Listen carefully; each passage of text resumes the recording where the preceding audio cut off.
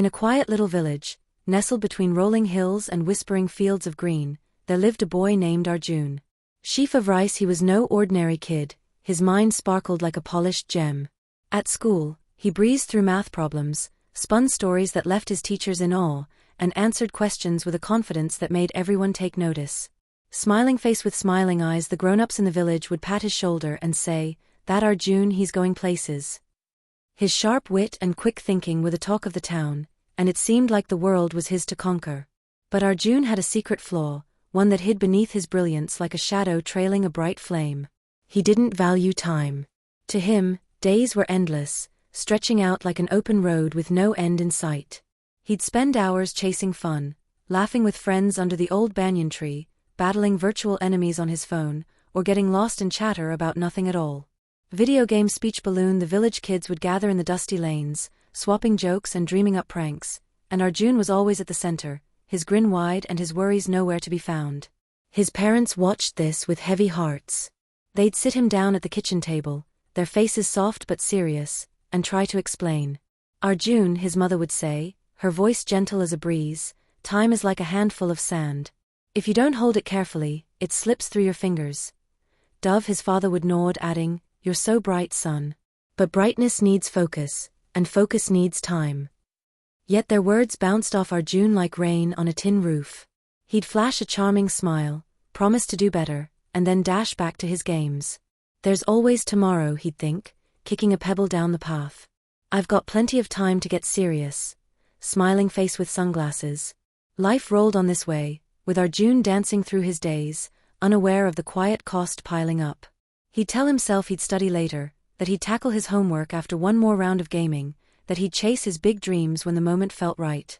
But later was a tricky word, always slipping just out of reach, and Arjun didn't see the danger in chasing it. Then came a day that shook his world. The annual exam results were posted at school, and the air buzzed with nervous chatter as kids crowded around the bulletin board. Memo. Arjun pushed through, his usual confidence lighting his steps. He scanned for his name, expecting to see it near the top, as always. But this time, his heart dropped like a stone. His grades weren't just low, they were below average, far worse than he'd ever imagined. Disappointed face, the numbers stared back at him, cold and unyielding, and for a moment, the world felt too quiet. His teachers, who once beamed with pride at his answers, now looked at him with furrowed brows. "What happened, Arjun?" one asked, her voice tinged with disappointment. "You're better than this." Even his friends, usually so quick to joke and tease, grew distant.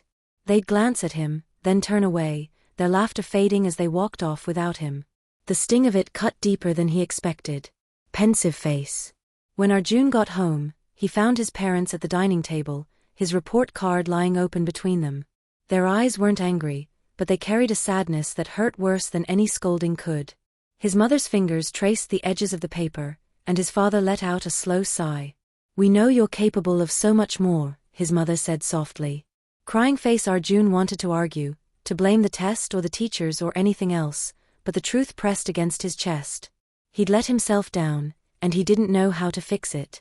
That night, unable to sleep, Arjun slipped out to the porch where his grandfather sat, gazing at the stars. The old man was the village's heart, respected, wise, and kind, with eyes that seemed to hold 100 stories. Orange Heart. Arjun hesitated, then sat beside him, the cool night air wrapping around them. "Grandpa," he said, his voice small, "I messed up. I failed my exams, and I don't know why. I'm supposed to be good at this." Persevering face. His grandfather turned, his face gentle in the moonlight. He listened as Arjun spilled his confusion and frustration, letting the boy's words tumble out like water from a tipped bucket. When Arjun finally fell silent, his grandfather smiled, not a big smile, but one that felt like a warm hand on the shoulder. "Son," he said, "the trouble isn't your mind. You've got a gift, no doubt about it. But you're letting time slip away, and that's a heavier loss than any bad grade." Gemstone. Arjun blinked, confused. "Time? But I've got tons of it, don't I? I can always catch up later." Confused face, his grandfather's expression grew serious, his eyes catching the starlight. "No, Arjun," he said. "Time isn't something you can hold on to forever. It's like a river flowing past, you can't grab the water that's already gone. Waterwave, let me tell you a story. one that might help you see what I mean.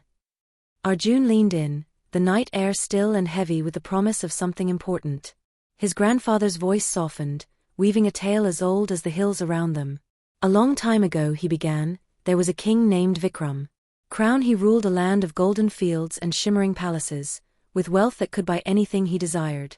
Servants waited on his every word, and his court sparkled with music and laughter. But Vikram had a flaw, he treated time like it was his to waste. The old man paused, letting the words settle. Vikram would sleep until noon, his dreams keeping him from his duties. Sleeping face, he'd spend hours with friends, joking over wine instead of listening to his advisors. Every task, big or small, he'd push off with a wave of his hand. I'll do it tomorrow, he'd say, his voice light as if tomorrow was a promise that never broke. But tomorrows have a way of piling up, Arjun, and Vikram didn't see it coming. One day, his grandfather continued, a sage arrived at the palace. His robes were plain, but his eyes burned with wisdom. He stood before Vikram and said, Your Majesty, you have riches beyond measure, but you're squandering your greatest treasure, time. If you don't use it wisely, it will slip away, and no gold can buy it back. Broken heart, Vikram laughed, his voice echoing through the hall. Time? I've got years ahead of me. I'll rule when I'm ready, sage. For now let me live. Grinning face with smiling eyes. The old man's tone grew heavier. The sage warned him again. Don't mock time, king. It bows to no one, not even you. But Vikram waved him away, his laughter chasing the sage out the door. He went back to his feasts, his games, his endless distractions, certain he'd have time to be the king his people needed, someday. Arjun shifted, his eyes wide. What happened to him, Grandpa? Hushed face. His grandfather sighed, the sound carrying the weight of the story. Years passed, Arjun. Mantelpiece clock, Vikram grew older, his steps slower, his strength fading. His kingdom, once strong, began to crack. His soldiers lost battles they should have won. His people whispered doubts, their faith in him crumbling like dry earth. Crying face, the palace, once alive with song, grew quiet. Vikram woke one morning and saw the truth. He'd wasted his days on things that didn't matter. He'd traded moments of purpose for fleeting pleasures, and now time was running out. He searched for the sage, hoping for a second chance, his grandfather said. He sent messengers across the land, but the sage was gone, as if he'd never been. Vikram stood alone in his grand hall, his crown heavy, his heart heavier.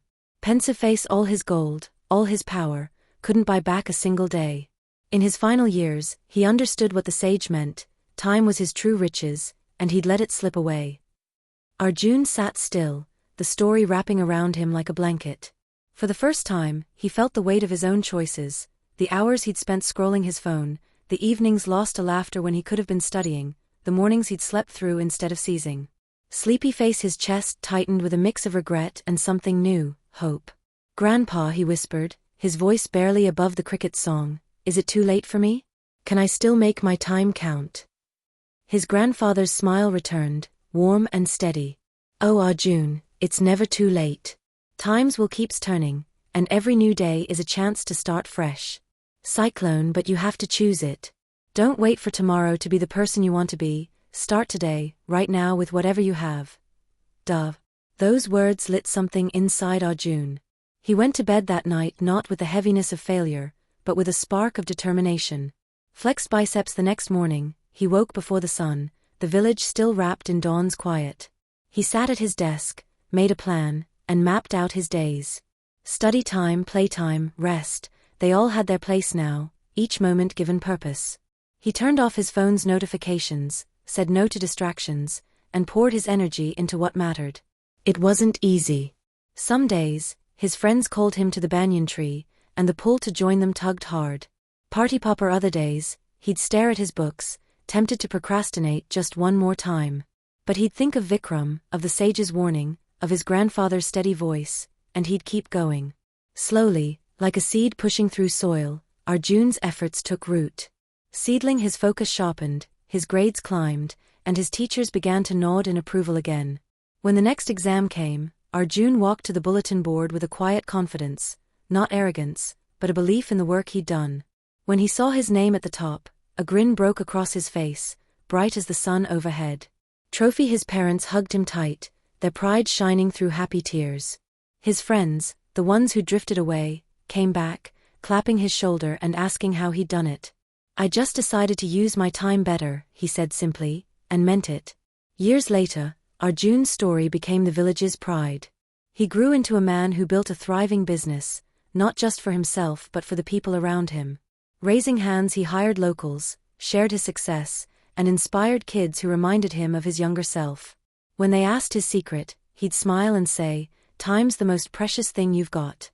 Hold it close, and it'll carry you far." Sparkles. As Arjun stood on the hill overlooking his village one evening, the sunset painting the sky in hues of gold and crimson, he felt a deep peace. Sunrise, he thought of his grandfather, now gone, but whose wisdom lived on in every choice Arjun made. He thought of the boy he'd been, carefree, reckless with time, and marveled at how far he'd come. Time had been his teacher, his guide, his gift. And as the stars began to twinkle above, he made a silent promise to never take a single moment for granted again. Sparkling heart. This story, like Arjun's journey, reminds us all, every second is a chance to build something beautiful. So let's cherish it, let's make it count, and let's create a life that shines as brightly as his. Glowing star, if this tale touched your heart, hit that subscribe button to join our family for more stories that inspire and uplift. Together, let's make every moment matter. Bell.